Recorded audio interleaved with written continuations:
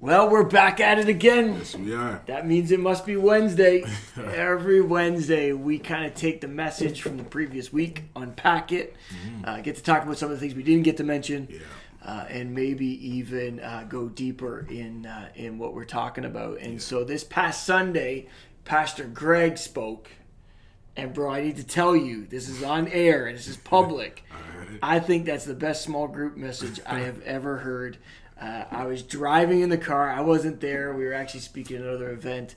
And on their way home, we were listening to it. And I actually said to my wife, I believe that's the best small group message I've ever heard. Wow. So if you have not heard it, you need to check it out. It's on our YouTube channel, New Life Brantford. This past Sunday, Pastor Greg just took it to a whole new level. And you want to check it out. And so how'd you feel? It felt good, man. It felt good. It felt really, really good. As always, it's just amazing speaking to the New Life family anyways. Yep. Everybody just goes with you, vibrant. You know what I mean? Yep. We get a lot of jokes in and stuff. So absolutely. You know what I mean? I love having fun in church. Yes. If we can't have fun, I don't want to do it. Exactly.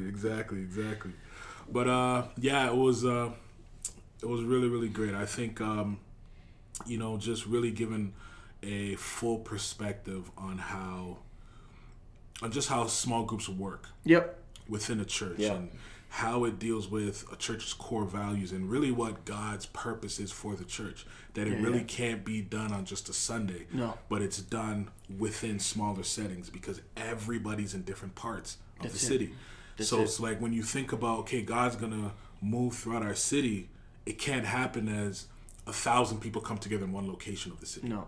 It's when everybody goes back to their parts of the city. Just like how it was in the first century, they met in the temple together, but then they also went house to house. Yeah. And that was all over the empire. That's right. Well, and I love what you said when you were talking about the fact that, Sundays can't be the only time you're invested in a relationship with God. Yeah. So many times we walk out a Sunday morning and that's what feeds you for the week. Yeah. If you really want to be growing in your faith, it can't be that. Exactly. And so the importance of small groups. So we were talking about this earlier, when you're thinking of small groups and really just sort of understand the significance of small groups, how does that work with Sundays? How do those two go hand in hand? Yeah.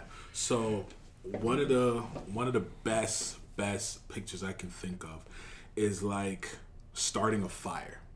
Now, I don't want you to think about arson anyway, but it's I don't know where you're going with this, but okay. But it's like starting a fire, and it's like you just picture when you get different locations in a forest that's on fire, but you get them all move those fires into one place. Right. Those fires become bigger. But then you could always take those fires and separate it and put it back into other places, and it just begins to consume wherever it is. Right. Well, in a way, small groups operates like that. So on a Sunday, we all come together. We're all carrying our certain burdens. We're going through our certain struggles. We got wins. We got losses through the week. But we come together and we begin to worship God. And we're just in unity together. We get stirred up. Yeah. But then when we go back into our groups, we're carrying that flame into our groups now. And now in the groups, now it's being stoked even more. Fuel's being poured out on it. Right. And when the small groups really begin to just get set ablaze, it actually impacts how the services go. Sure it does. Because now everybody's coming with something. You think about like 1 Corinthians 14, Paul says to the Corinthians, he's like, and I think it's verse 26, he's like, when all of you guys come together in one location, somebody's already coming with a psalm. And somebody's coming with a prophecy. And somebody's coming. Like, people are coming to the Sunday service with this. Yeah. Then now when they get released from the Sunday service, they're going back into their small groups with something. Yep. And then they're going into their workplaces with something. Yeah. And that's the thing about being a carrier of the presence of God, is that you can always come with something. Yeah. It should never be a place where a Sunday service becomes a place to just consume. Right. It should be a place where you're contributing. And same thing with the small groups. It shouldn't be a place where you're just consuming. Consuming is good. You should eat. You should receive. But as Jesus said, it's better to give than to receive. You should always be bringing something. Well, and I think so many people want to give. Like we all, I think if as a Christian you realize that I operate better, I function better when I'm giving. But so often what happens is if you're not receiving, you got nothing left in the tank to give. Exactly. And so many people are running on empty because they're giving, but they're not doing it out of God. You need to fill me for me to give. Exactly. And I think that's so significant. Exactly. Question. If you're looking at small groups and you look at the life of small groups and somebody's watching this right now and they're going, okay, I get that I'm supposed to be filled, and yes, I get I'm supposed to be receiving, and yes, I get it. But what are some practical ways that people can just, the small groups invest in them? What are some practical ways that small groups are important for an individual? Yeah, so one of the primary ways I would say small groups really impacts a person's life, Christian or non-Christian, is that in Proverbs 27 verse 17 it says that iron sharpens iron, one man sharpens another. Right. And it's when we come together where we begin to learn from each other. We get sharpened. We actually even get to a place where you might think that something you're hearing is from the Lord, but you're not sure. But you can bring it to your small group, and now everybody can weigh in on it and see, like, okay, well, does this line up with the scriptures? Does this line up with the personality of God? Like, it's stuff like that. When Christians get into a place where they're constantly in this individualistic walk with God, which is not ideal.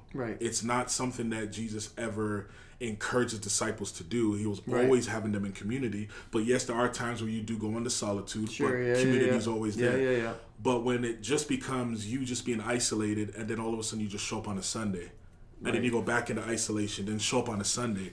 I mean, your walk has a staggeredness to it. You're not. It's not a strong walk. You're like walking with a limp. But when you're in community with other Christians, then you can begin to practically learn from each other. You begin to see God from different perspectives. You begin to see how deep the grace of God is. You begin to see how deep the love of God is, the mercy of God is. Because it's crazy when you think about just some of the people that you're around, even on a Sunday morning, and what they've been through in their lives.